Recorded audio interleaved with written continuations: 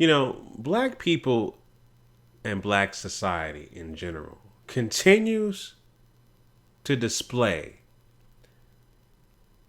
the validation and acceptance from other races. We're the only group of people that is looking for validation and acceptance from other races, particularly white people, the dominant white society. And of course, this goes along with the social conditioning, the traumatic issues we have been going through for over 500 years of traumatic post-traumatic slavery disorder, right? Cognitive dissonance, Stockholm syndrome, all from ADOS, American Descendants of Slavery. It affects our DNA, epigenetics. It affects our psyche, mental health. And that's the reason why we are still seeking validation and acceptance from the dominant white society. We're the only group of people. You don't see the Japanese community doing that. You don't see the Jewish community doing that. You don't see the Native American community doing that. You don't see them looking for validation and acceptance from other races, from other groups outside of their own entity. It's not going to happen. You're not going to see, and this is a very extreme analogy, but you're not going to see Louis Farrakhan being accepted in a Rosh Hashanah or Yom Kippur event by the Jewish community, right? I meant to say Yom Kippur or what's the other one?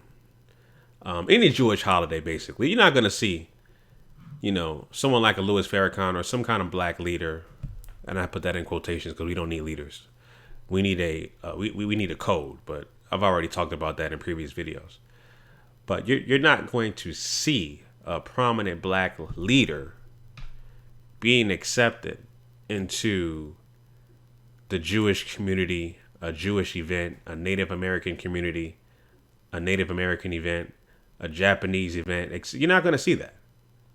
You're not. But we're the only group of people that does that. So that that leads me into this segue here regarding people like Gary Owens and Michael Rapaport. These guys, these culture vultures, right? They have an infatuation with black society. They have a infatuation with our culture, right? Let me just tell you guys this right now. They'll never be our culture. They'll never be black. They'll never have melanin. They'll never have our genetics. But they are infatuated with our culture, with black society, and that's a fact. And black society has accepted them. Obviously, their opinion and their entertainment value seems to have some kind of value, some kind of weight, right, for what they have to say. Both of these guys are comedians. Gary Owens, he has been a comedian for quite some time. I remember him back in BET Comic View. You know what I'm saying? But he's always had very covert and slick ways of displaying his racism towards black society, where it can be so covert you wouldn't even notice it. You know what I'm saying? And he still does it to this day with this particular video he did with his wife, his black wife, last year, where he got her to say the N-word for him in a very, obviously mask it around in comedy, but I didn't accept that shit at all. You think that you want to be accepted in black society because you have a black wife. No, you'll never be black. You can have a black wife, and you can have babies with her. Fortunately enough, you are who your father is. And, and what I mean by that is that, your children, because you got children, with this black woman, You are the seed of your father. So that means your children are part of you. You're white, and your children are half white, right? But you have the dominant gene. But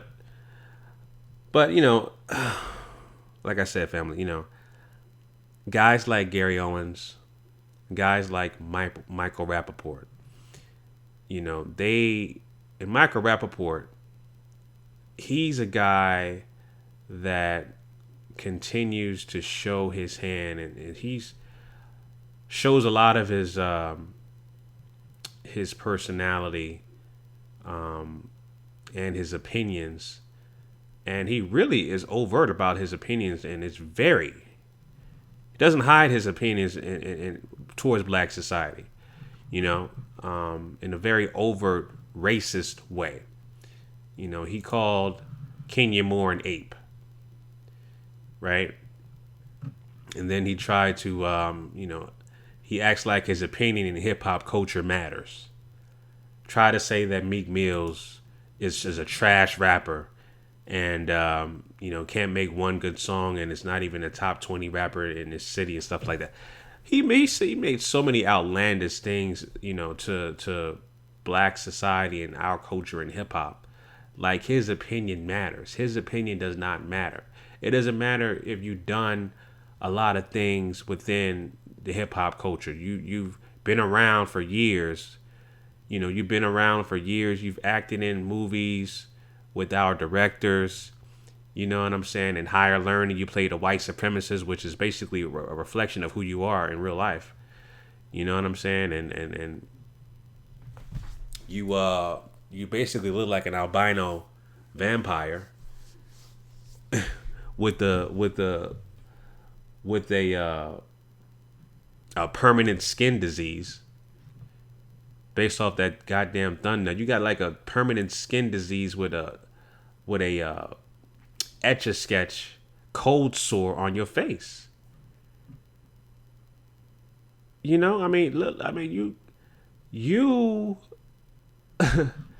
Michael Rapaport, not only does your opinion does not matter. Your opinion holds no weight in black society, right? But you look like an albino lab rat vampire with a permanent cold sore on your face. You know what I'm saying? Like, so you having these opinions about our culture. We don't need your opinion. We don't care for your opinion. Your opinion holds no value. You're white. Your opinion holds absolutely no value. Period. You know what I'm saying? So, and like I said, the thing about these two guys, they seem to always have an opinion about our culture. One guy married to a black woman, and another guy that just continues to be infatuated with our culture. Both of them are. And still very opinionated of black society and who our culture is, what we represent, etc. These guys are not our allies. They're not our allies. These guys are cloak and daggers. These guys are agent provocateurs. You know what I'm saying? And that's basically it. Me personally, I would consider an ally, and this is compensatory logic here. This is straight from Neely Fuller. All right. Our white allies are people that contribute constructive information to black society to help eradicate systemic oppression, aka white supremacy. These guys aren't doing that. They're not offering or contributing constructive information. They're only denigrating black society, and they're only trying to infiltrate and siphon from our culture to make a profit for themselves. That's the pure definition of a culture vulture. And that's what these guys are. And that's what they represent. And that's why, black society should not have to worry about acceptance and validation from other races. Point blank and period, because nobody else, no other groups are doing that. So why should we? Why should we care about Michael Rapaport, and why should we care about Gary Owens? Why? The only thing that we should care about is getting reparations. Point blank and simple. American descendants of slavery. That's the only thing we should be worried about right now. Getting reparations. And once we get reparations, once we get on a playing field where we can collectively amass the wealth that the dominant white society has accumulated for over 500 years from the backs of our ancestors, well, the wealth and resources can be redistributed to our communities, right? Where economics, education, entertainment, labor, law, politics, religion, sex, and war, all of the resources, the infrastructure can be distributed to black society collectively. That's the thing we need to focus on right there. Until then, these guys' opinions and what they got to say don't matter. Gary Owens using his wife as basically a puppet. He's pulling the strings so that he can use her to say the N-word. He tries to covertly use the N-word in his comedy routines. Try to be slick with it. He's been doing it for years, for decades actually. Very slick. Gary Owens is the guy you got to worry about the most. I think Michael Rapaport is the guy that he shows you who he is, and that's who he is. Gary Owens likes to hide his racism through comedy, through his wife, in a very covert way. It's still very disrespectful, still slick. But this is the guy that you got to worry about the most, Gary Owens, and that's for goddamn shoot. But nonetheless, both of these guys, their opinions should matter to black society. Their importance or lack thereof importance to black society should be non-existent.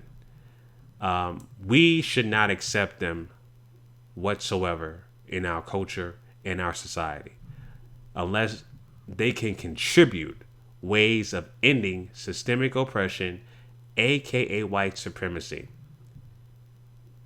in a constructive way. And they're not doing that. So we need to reject these guys, bottom line, and cancel them permanently. That's it. Straight up and down. Gary Owens and Michael Rapaport need to be canceled. Straight up and down. All right? So those are my thoughts about that, family. Leave your comments down below. Let me know what you guys think about Gary Owens continues to say the N-word in a very covert way. Michael Rapaport continues to be infatuated and to be a siphon and a culture vulture to black society. We don't need them. They're canceled. Straight up. All right. Make sure you follow me on Instagram at GMOGMediaTV, family. Till next time, Chauncey signing out. Peace.